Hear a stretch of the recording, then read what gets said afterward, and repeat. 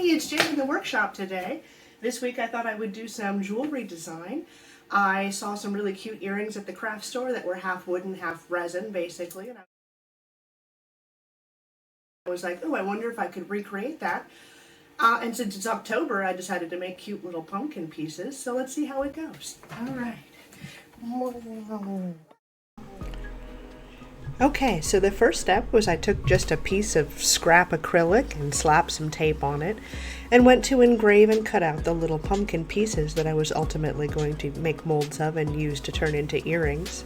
And absolutely delighted with how these turned out. Absolutely gorgeous little pumpkin pieces. The engraving is perfect. And the cuts coming up here went absolutely exactly the way I wanted. So this part of the project, at least, was flawless.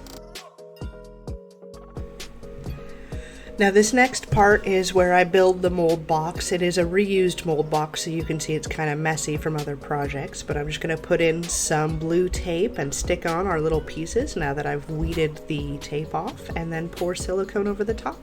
Put it in the pressure pot, and out comes a perfect little pretty little mold for our pumpkin pieces. This part, again, all according to plan, very easily done, and I can peel that piece of tape right off and get the perfect little pumpkin pieces.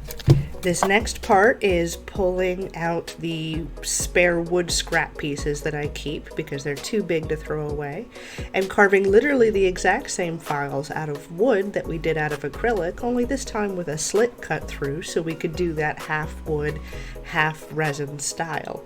And again, this part came out very cute. I was able to pull exactly the pumpkin pieces that I wanted to pull, and they split evenly and perfectly. The next step is to get all these little wooden pieces seated correctly. It's a little bit of a puzzle because the size of the pumpkins are just a little bit different between each set. So I'm trying to match them up and then get them fit correctly in that little bit of mold there so that we can pour the resin next.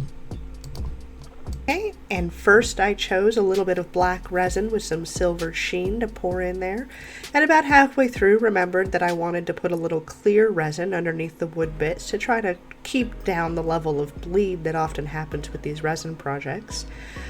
But I fill in the rest and it's no luck, unfortunately. You can absolutely see that there was a ton of bleed even on the ones that I put a little clear resin on. So I tried again and let the resin cure a little bit so that maybe there would be less bleed, and it definitely went in the direction I wanted it to. But honestly, of the 8 pieces that I ended up making, only this blue one turned out okay. So here's our side-by-side comparison of all the pieces I did end up making, and I honestly did think about grinding off that excess resin, but then we would lose all of those lovely detail lines of the pumpkin lines and the vines.